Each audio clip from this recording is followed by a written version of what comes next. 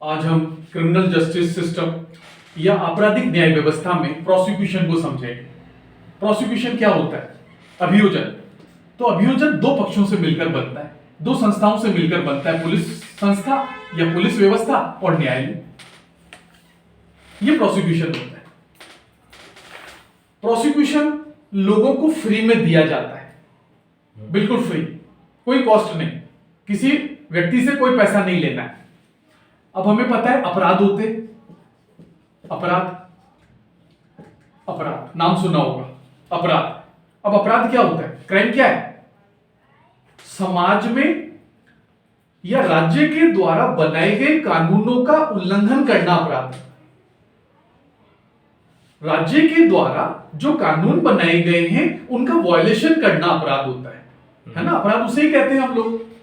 अब अपराध जैसे मान लो एक व्यक्ति पानी में डूब रहा, कोई नहीं बचा रहा, लोग वीडियो बना रहे और आदमी वास्तव में डूब भी गया, आदमी डूब गया, लोग वीडियो बनाते रहे। क्या उसने अपराध किया? नहीं, उसने कोई अपराध नहीं किया, क्योंकि कानून की किसी किताब में नहीं लिखा हुआ दूसरे का जीवन बचाना जरूरी है। दूसरे का जीवन बचाते हुए अगर हमारा जीवन चला गया तो और नुकसान में हो जाएंगे हम लोग। तो इसलिए अपराध वही है जो कानून में लिखा हुआ है, कानून का उल्लंघन करना अपराध है। तो कोई मर रहा है तो उसको बचाना कोई अपराध नहीं है। हाँ, नैतिक रूप से मानवता के कारण, इंसानियत के कारण, ह्यूमन बीइंग के कारण वो अपराध जरूर है ना? एक महिला खाना नहीं बनाती, क्या अपराध है? नहीं, अपराध नहीं है। अच्छा। कोई पुरुष कमा के नहीं लाता, अपराध है? नहीं, अपराध नहीं है। अच्छा। लेकिन एक डाकू है, वो अमीरों को लूटता है और दिन में सभी गरीब लोगों को वो पैसा बांट देता है, काम बहुत अच्छा कर रहा है, आर्थिक समानता ला रहा है। लेकिन क्योंकि कानून में लिखा हुआ डकैती डालना अपराध है, इसलिए अपराध है। तो अपराध समझ में आया होगा? हाँ सर। कानून के द्वारा किए गए उल्लंघन को हम अपराध कहते हैं। अब अपराध के लिए राज्य जिम्मेदार है। राज्य की यह जिम्मेदारी होती है कि वह प्रत्येक व्यक्ति और उसके जो परिवार वाले हैं उनके शरीर की भी रक्षा करे और संपत्ति की भी रक्षा करे। दो चीजें जरूरी है। राज्य की यह जिम्मेदारी है कि वह लोगों की संपत्ति और साथ ही प्रॉपर्टी प्लस उसके शरीर की रक्षा करे। यह सरकार की जिम्मेदारी है, राज्य की जिम्मेदारी। लॉ एंड ऑर्डर सर इसी के अंतर्गत आता है, लॉ एंड ऑर्डर मेंटेन करना। हाँ, लॉ एंड ऑर्डर यही है। अच्छा। अब मान लीजिए कहीं हत्याएं हो रही है, मर्डर हो रहे हैं, रेप हो रहे हैं, अपराध हो रहे हैं, पूरा जंगल राज हो रहा है, तो ये लॉ एंड ऑर्डर नहीं है, ये विधि का शासन नहीं है। यहां पर तो अपराधियों का शासन हो गया। इसीलिए पुलिस का टैग लाइन क्या है? अपराधियों में भय और आम जनता में विश्वास। आम जनता में विश्वास और अपराधियों में भय रहे, यह पुलिस का एक टैग है। तो राज्य क्या होता है? अपराध को अगर कंट्रोल नहीं कर रहा है तो फिर यह पुलिस राज्य की जिम्मेदारी है कि वो उसको सुधार करे।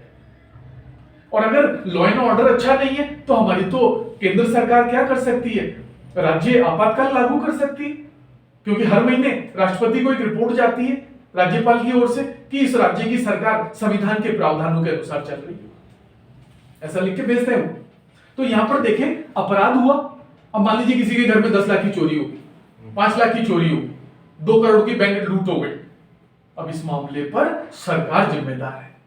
तो सरकार अपनी कमजोरी छिपाने के लिए या अपराध होने के कारण राज्य क्या करता है? पुलिस व्यवस्था और साथ ही न्यायालय लोगों के सुपुर्द कर देती है कि भैया कोई भी जावे, एफआईआर करवा दो यार, तो पुलिस आ जाएगी साथ में। अगर आपको नामजद पता है अपराधी, तो नामजद अपराधी आ जाएंगे, नामजद को पुलिस पकड़ेगी। अच्छा। तो यहां पर पुलिस एफआईआर करनी पड़ेगी, एफआईआर के लिए कोई शुल्क नहीं लगेगा। पुलिस जो इन्वेस्टिगेशन करेगी उसका कोई शुल्क नहीं लगेगा। जो दस्तावेज की बरामदगी है या गवाहों को या जो अभियुक्त है उनको बरामद करना है या जो भी उस प्रक्रिया में समय लगा, पुलिस 1 रुपया भी पार्टी से नहीं लेगी। और वो व्यक्ति किसी को गिरफ्तार भी करवा सकता है अगर नामजद पता है, अपराधियों के नाम पता है तो नामजद अपराधी हो सकते हैं। तो ये फ्री है। फिर पुलिस, हमें पता है, अभी हमने थोड़ी देर पहले देखा, एफआईआर का इन्वेस्टिगेशन पूरा करने के बाद न्यायालय में चालान पेश कर देते हैं। चालान न्यायालय में चालान पेश हो जाता है। अब यहां पर जो अपराध हुआ है उसके कारण राज्य न्यायालय भी फ्री दे रहा है, न्यायालय में भी फ्री है उसके मामले को उठाने के लिए, जिसको हम बोल रहे हैं विक्टिम, पीड़ित, दो ही तो लोग हैं, अभियुक्त और पीड़ित। अब किसी के घर में 10 लाख की चोरी हो गई तो ये पीड़ित व्यक्ति हो गया, विक्टिम हो गया बेचारा।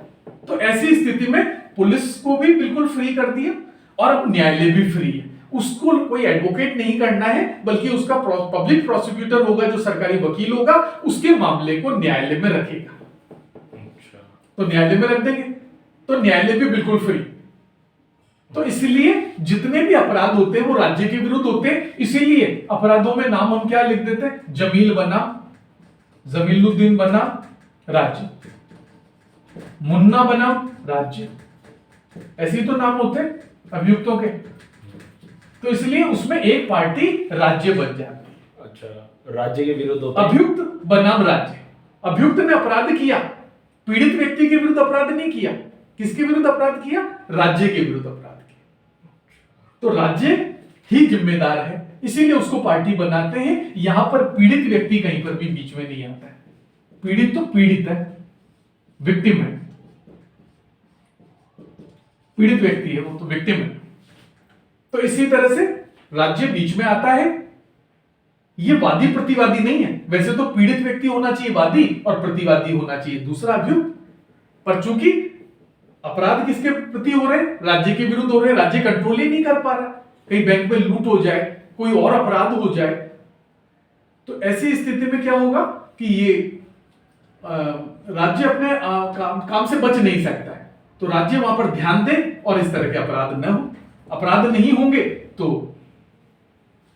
समाज सुरक्षित रहेगा और पुलिस और न्यायालय दोनों ही बचे रहेंगे, या ज्यादा मशक्कत नहीं करनी पड़ेगी इनको। तो इस तरह से ये पीड़ित कहीं बीच में नहीं आता, पीड़ित को पूरा न्याय मिलता है। तो ये व्यवस्था तो हमने देखी अपराध के मामलों में।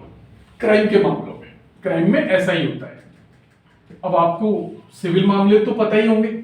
सिविल मामले क्या होते हैं, सिविल मामले होते हैं दीवानी मामले। दीवानी मामले ऐसे मामले जिसमें अधिकार को लेकर कोई प्रश्न है, अधिकार राइट्स, या हक को लेकर कोई प्रश्न है, हक टाइटल, अधिकार राइट्स को कोई लेकर मामला है। मान लीजिए किसी व्यक्ति ने, कोई व्यक्ति था जिसकी ए जमीन पे था, ए का प्लॉट था, अब उस पे ए को हटाकर बी ने कब्जा कर लिया। यहां पर कौन दोषी है, बी दोषी है, लेकिन यहां पर उसके ए के अधिकार का हनन हो रहा है। तो ऐसा मामला कौन सा बन गया, दीवानी मामला बन गया। तो दीवानी मामले में फायदा किसको हो रहा है, प्लॉट किसको मिलेगा, पार्टी को मिलेगा। इसीलिए यहां पर क्या लिख देते हैं, वादी प्रतिवादी कर देते हैं, वादी प्रतिवादी। यहां पे राज्य बीच में नहीं है। राज्य ने तो लोगों की मदद करने के लिए दीवानी मामलों के लिए लाखों रुपए का खर्चा किया, कोर्ट बनाए, इसी के साथ वहां पे जज मजिस्ट्रेट बिठाए ताकि लोगों को न्याय मिले। इसीलिए ऐसे मामलों में क्या होता है, लोगों को फायदा होता है। इसीलिए कोर्ट में क्या होता है, हमें न्याय शुल्क देना पड़ता है, न्याय शुल्क, कोर्ट फीस देनी पड़ती है। तो न्याय शुल्क लेकर ही सुनवाई होगी भाई, बिना न्याय शुल्क लिए किसी मामले की सुनवाई नहीं होगी। और इसके लिए हमने एक एक्ट भी बना रखा है, कोर्ट फीस एक्ट, न्याय शुल्क अधिनियम बना रखा है। तो उसमें आप देख लें कि भाई कौन सा मामला है और कितनी उसमें फीस लगेगी। तो ज्यादातर मामलों में 5% से लेकर 21% तक हमारे कोर्ट फीस लगती है अलग अलग मामलों में। अब जैसे मान लीजिए 10 लाख का प्लॉट है तो कोर्ट फीस कितनी लगेगी, 10%, तो 1 लाख रुपए की कोर्ट फीस लगाओ पहले, फिर सुनवाई होगी। तो ऐसे ही मामले कंज्यूमर के भी मामले हैं, उसमें भी कोर्ट फीस लगती है। तो अधिकार को लेकर कोई मामला है, जैसे पूजा करने का कोई बात है, कोई जुलूस निकालने का बात है, कहीं मुर्दे गाड़ने का कोई बात है, तो ऐसे मामले कौन से हो गए, दीवानी मामले। अधिकार को लेकर कोई बात है ना, किसी ने प्लॉट पे कब्जा कर लिया, या मान लीजिए वसीयत नकली बनाती, तो ऐसे सारे जो मामले हैं वो कौन से मामले हो गए, दीवानी मामले। पर दीवानी मामले में न्याय शुल्क लगेगा। पर हम जो गरीब आदमी होते हैं, जो इंडिजेंट पर्सन्स होते हैं, सीपीसी में आपने पढ़ा होगा, तो जो इंडिजेंट पर्सन्स है, जो पुअर मैन है, पॉपर मैन है, निर्धन व्यक्ति है, ऐसे व्यक्ति से भी हम जब वो मामला लगाता है तो फीस नहीं लेते। लेकिन यदि वो जीत गया तो फिर हम उससे फीस बाद में लेंगे, पहले छोड़ देंगे।